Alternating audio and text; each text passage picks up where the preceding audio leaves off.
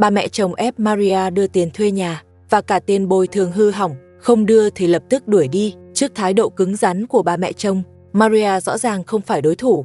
Người lạ cũng tiến lên đứng về phía bà ta. Bà mẹ chồng càng thêm hung hăng, vốn dĩ bà ta đã quen gây sự. Lần này Maria thật sự gặp rắc rối.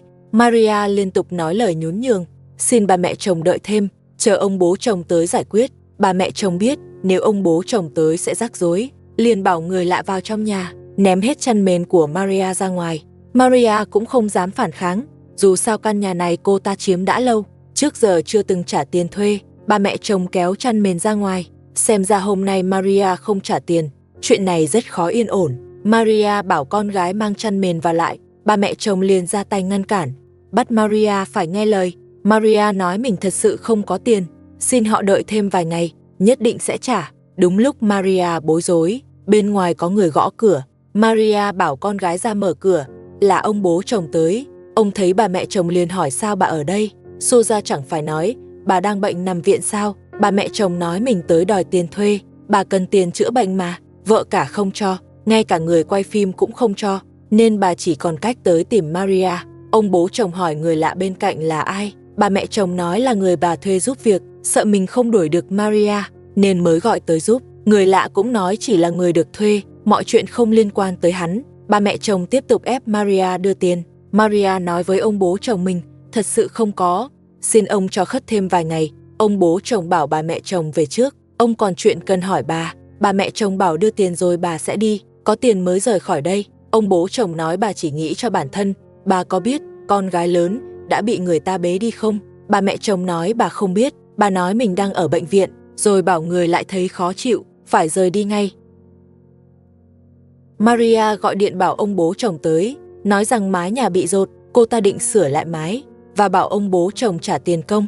Maria đúng là quá mặt dày, ông bố chồng nói thẳng, cô ở đây gần 1 năm rồi, chỉ trả đúng 1 tháng tiền thuê, giờ còn muốn tôi bỏ tiền ra. Mấy viên gạch rỗng cô mang tới, tốt nhất mang về đi, tôi sẽ không nhận đâu. Maria nói, nhà không sửa thì không ở được, mời ông bố chồng vào xem.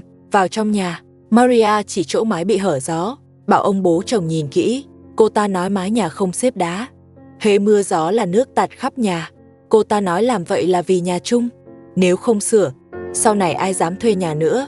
Maria tính toán thật giỏi, ở chùa không trả tiền, còn muốn moi thêm từ ông bố chồng. Ông bố chồng nói, sửa nhà thì tùy cô, nhưng tôi không bỏ tiền, tự cô giải quyết đi, dù sao tôi cũng không có.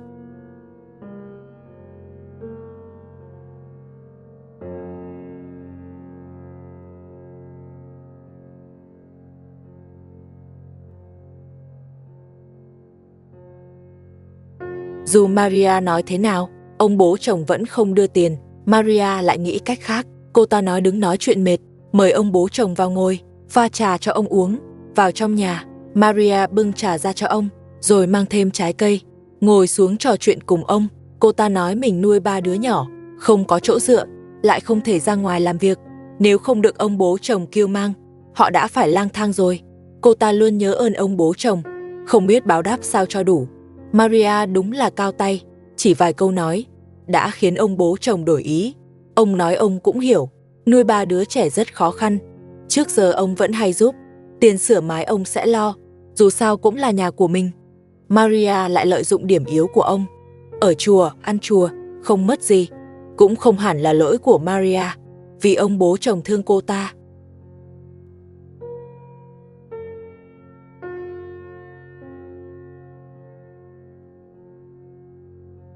Vợ cả vẫn lo lắng chuyện của con gái cả, dù đã nhờ anh công an, nhưng đến giờ vẫn không có manh mối. Ông bố chồng nói hôm qua đã gặp bà mẹ chồng không hề bị bệnh. Ông vừa hỏi chuyện con gái cả, thì bà ta đột ngột bỏ đi. Ông định đuổi theo, nhưng chớp mắt đã không thấy bà ta đâu. Ông nghĩ bà mẹ chồng chắc chắn biết tung tích con gái cả, nếu không, bà ta đã không tránh mặt ông. Vợ cả nói với ông bố chồng, con gái cả bị người lạ bế đi, chắc chắn là do bà mẹ chồng và Soja sai khiến. Soja nói vợ cả đang vu khống, mụ không hề ra ngoài, sao có thể liên quan tới bà mẹ chồng. Nếu vợ cả nói bừa thì sẽ không bao giờ tìm được con gái cả. Xem ra chuyện này chắc chắn liên quan tới Soja. Đây là màn kịch mụ và bà mẹ chồng bày ra. Ông bố chồng cũng biết chuyện này dính dáng tới Soja, nhưng không tìm được bà mẹ chồng. Ông cũng không có bằng chứng họ cấu kết, chỉ đành an ủi vợ cả, nói anh công an đang tìm rồi, nếu không yên tâm thì tự ra ngoài tìm thêm. Vợ cả thu xếp xong liền đi tìm con gái cả.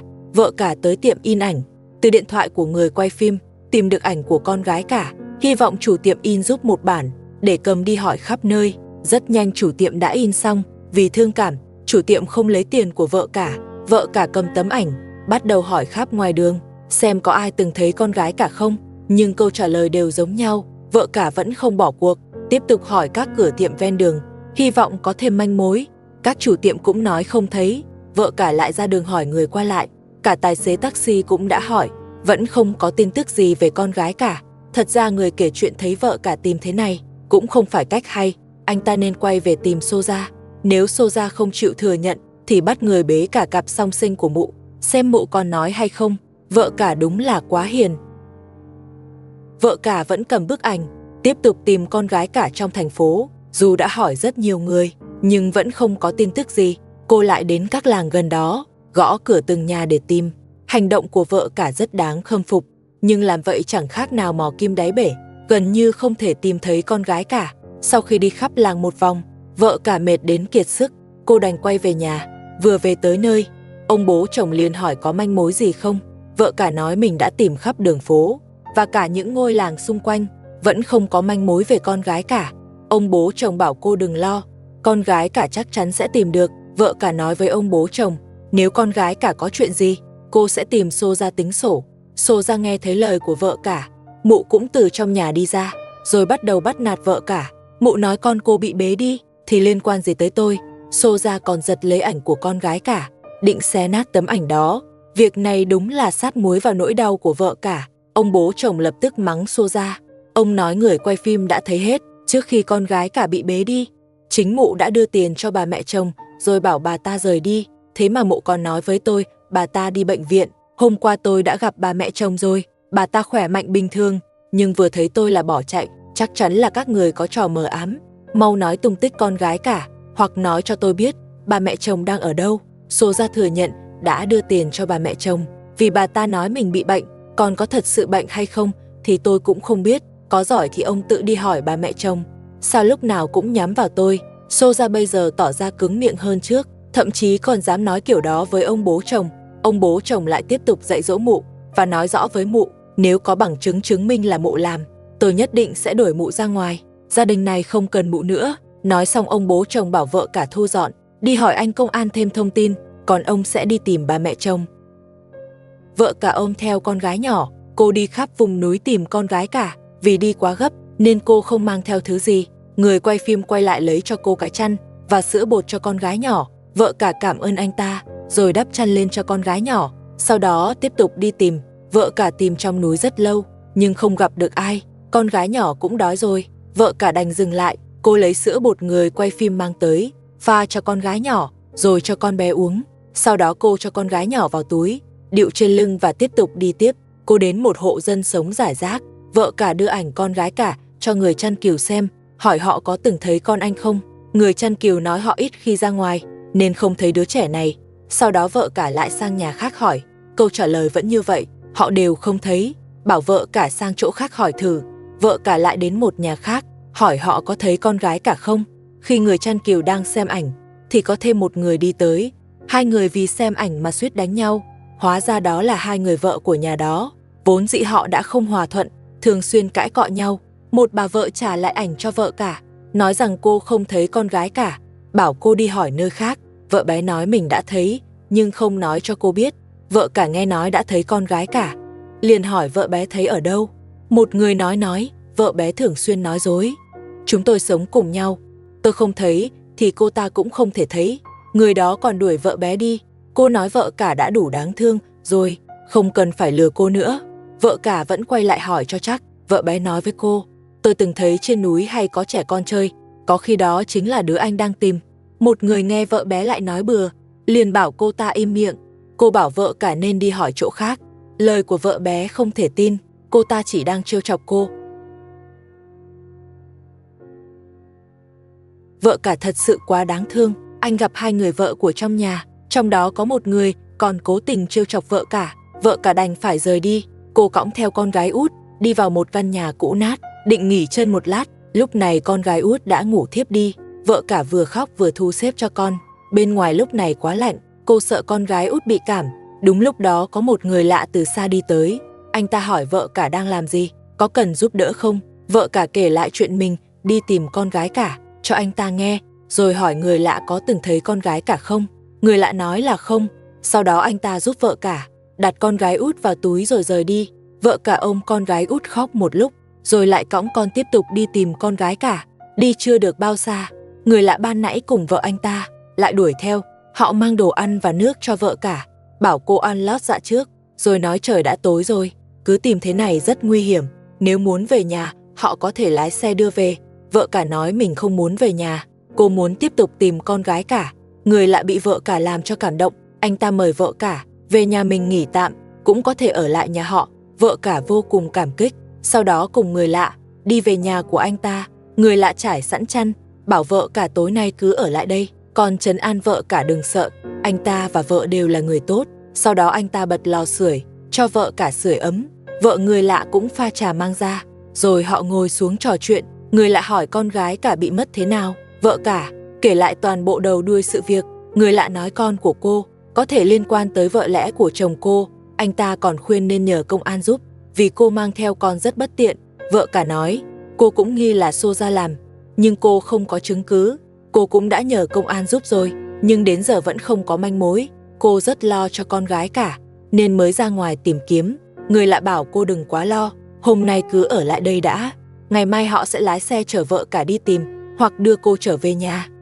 Vợ cả đã ngủ lại đây một đêm. Sáng nay cô từ chối lòng tốt của người lạ. Cô muốn tiếp tục tìm con gái cả. Cô cảm ơn người lạ, rồi cõng con gái út rời đi. Chưa đi được bao xa, vợ cả đã tới nhà người du mục. Lúc này người du mục đang ở đó. Vợ lẽ thấy có người đến, liền chào hỏi qua loa. Vợ cả đưa ảnh con gái lớn cho người du mục xem, hỏi có từng thấy con gái cô không. Vợ lẽ liền đuổi vợ cả đi, nói chuyện nhà họ còn chưa xong, làm gì có tâm trạng giúp tìm trẻ. Người du mục quát vợ lẽ im miệng. Vợ cả đâu có bắt cô giúp tìm con, chỉ hỏi có nhìn thấy hay không. Sao lại vô cảm như vậy? Người du mục an ủi vợ cả, nhất định sẽ tìm được con. Vợ cả cảm ơn anh ta, rồi chuẩn bị rời đi. Vợ lẽ lại xua đuổi vợ cả, bảo đừng làm phiền họ. Người du mục lại mắng vợ lẽ, hỏi cô ta có phải điên rồi không. Vợ cả quá khổ, vì tìm con gái lớn, cô lang thang khắp núi rừng, nhìn mà chỉ muốn giúp cô ấy.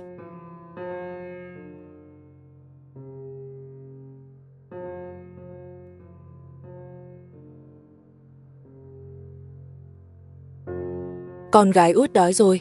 Khi vợ cả pha sữa, con bé vô tình làm đổ sữa, sữa lăn xuống sườn núi. Đúng là họa vô đơn chí. Vợ cả chẳng còn tâm trí cho con uống sữa nữa. Cô đành cõng con xuống nhặt lại sữa. Cuối cùng cũng tìm thấy, nhưng sữa bên trong đã hết. Vợ cả càng thêm đau lòng. Con gái út không còn gì để ăn. Cô phải nhanh tìm con gái lớn. Để kịp thời gian, vợ cả lại tiếp tục lên đường. Cô tới một bãi đất trống. Trước mắt là một gia đình đang chơi đùa cùng hai đứa trẻ. Cảnh đó khiến cô nhớ con gái lớn. Cô đưa ảnh cho người chăn nuôi xem. Họ nói chưa từng thấy đứa trẻ này, còn khuyên hôm nay rất lạnh, bảo cô nghỉ tạm một lát, uống chén trà nóng rồi đi. Vợ cả vì nhớ con quá nên từ chối rồi tiếp tục tìm. Thời tiết ngày càng lạnh, vợ cả cũng sắp chịu không nổi. Cô nhặt ít củi, đốt lửa sưởi ấm trước, rồi mới tiếp tục tìm kiếm. Thật ra vợ cả không cần quá lo. Con gái lớn chắc đang ở với bà mẹ chồng. Chỉ cần tìm được bà mẹ chồng là sẽ tìm được con gái lớn.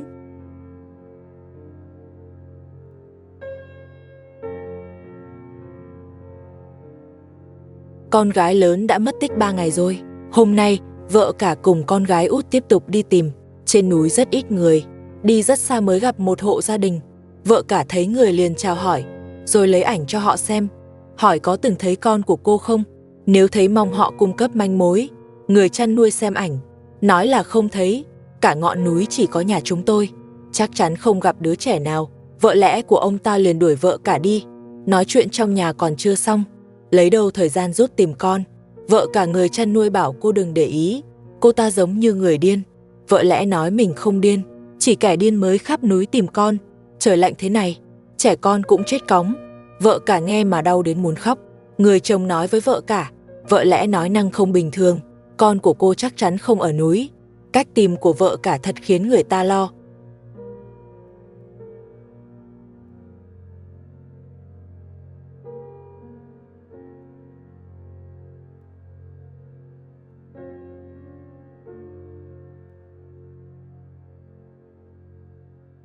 Vợ cả người chăn nuôi thấy cô khát nước, liền mang nước cho cô. Vợ cả cảm ơn họ, rồi uống liền một cốc nước. Sau đó vào nhà nghỉ tạm. Mấy ngày tìm con gái lớn, cô đã kiệt sức. Vợ cả hỏi con cô mất thế nào, chẳng lẽ không có ai trông? Cờ hờ ở đứa bé sao? Vợ cả nói, cô luôn trông con cẩn thận, là người lạ xông vào nhà bế con đi. Cô nghi là Soja làm, vì cô ta luôn đối đầu với cô, chỉ vì muốn chiếm căn nhà lớn. Vợ cả người chăn nuôi nói với cô, hai vợ mâu thuẫn là chuyện thường. Người đuổi cô lúc nãy là vợ lẽ.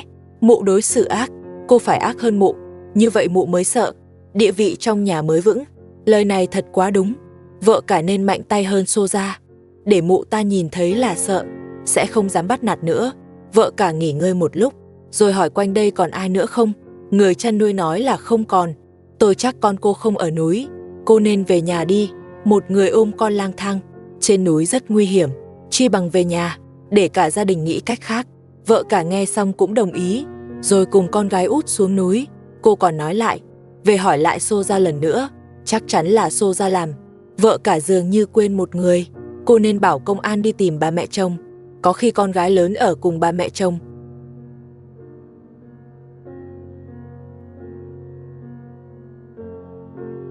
Vợ cả ôm con gái út, đi khắp núi tìm con gái cả.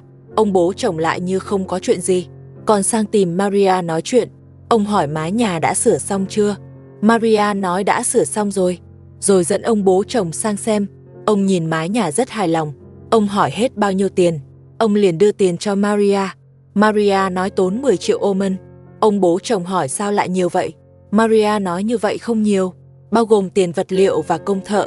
Khi ông bố chồng chuẩn bị đưa tiền, bên ngoài có người gọi tên Maria. Hóa ra là chồng cũ Maria. Anh ta hỏi ông bố chồng sao lại ở đây. Ông bố chồng nói, tôi cũng đang muốn hỏi anh đây, chẳng phải anh bị Maria đuổi đi rồi sao? Sao anh lại xuất hiện ở đây? Chồng cũ Maria nói mình vẫn luôn sống ở đây. Ai nói tôi bị đuổi đi chứ? Ông bố chồng nói, Maria bảo đã đuổi anh đi rồi, cả mái nhà đều do tôi sửa. Maria nói ông bố chồng rằng chồng cũ Maria nói dối, chúng tôi hoàn toàn chưa làm hòa, anh ta cũng không sống ở đây, anh ta đến gây rối, không muốn tôi sống yên ổn. Ông bố chồng cầm gậy đuổi chồng cũ Maria đi, bảo chồng cũ Maria không được tới quấy rầy Maria. Ông bố chồng đúng là hồ đồ, rõ ràng Maria đang lừa ông. Lúc nãy chồng cũ Maria gọi Maria, Maria còn vẫy tay bảo anh ta trốn đi, không biết mọi người có thấy không? Ông bố chồng đã hoàn toàn mê Maria, ngay cả cháu gái mất tích cũng không sốt ruột, còn có tâm trạng tới đây nói chuyện với Maria. Maria bảo ông bố chồng tiếp tục đuổi chồng cũ Maria, cô nhờ ông đứng ra làm chủ, không cho chồng cũ Maria bắt nạt mình. Nghe những lời ngọt ngào của Maria, ông bố chồng lại hăng hái, ông bảo chồng cũ Maria mau rời đi. Chồng cũ Maria bảo Maria vào nhà, đừng cãi với ông bố chồng, dù sao hợp đồng thuê nhà vẫn chưa hết hạn. Ông bố chồng thật sự quá ngốc, bị Maria xoay như trong chóng, có tiền lo cho Maria, chi bằng giúp vợ cả thì hơn. Vợ cả cùng người quay phim tiếp tục đi tìm con gái cả, đi rất xa cuối cùng cũng gặp một hộ dân. Lúc này người đàn ông đang dạy dỗ vợ mình, thấy người quay phim tới liền dừng tay, rồi chào hỏi người quay phim. Sau đó vợ cả đưa ảnh cho người đàn ông xem và kể lại toàn bộ sự việc. Vợ ông ta bảo chồng đừng lo chuyện bao đồng, tại sao phải giúp họ. Người đàn ông nói với người quay phim vợ mình gần đây hơi điên, bảo họ đừng để ý, rồi bảo vợ rời đi. Vợ nói mình không điên, cả nhà sắp không có cơm ăn rồi, mà anh còn không chịu ra ngoài làm việc. Người đàn ông nói với cô ta, chính vì cô ngày nào cũng gây chuyện, nên tôi mới không có thời gian đi làm. Người quay phim hỏi vợ của người đàn ông, nếu chị từng thấy đứa trẻ, xin hãy giúp cô ấy. Vợ người đàn ông nói nếu tìm được đứa trẻ, có thưởng gì không? Người đàn ông bảo người quay phim đừng để ý cô ta, tôi luôn ở cùng cô ta, chúng tôi không hề thấy đứa trẻ. Người vợ còn không cho chồng nói tiếp, xem ra họ nghèo cũng có lý do, chuyện nhỏ như vậy cũng không chịu giúp. Vợ cả đúng là quá ngốc, lên núi sao có thể tìm được con gái lớn.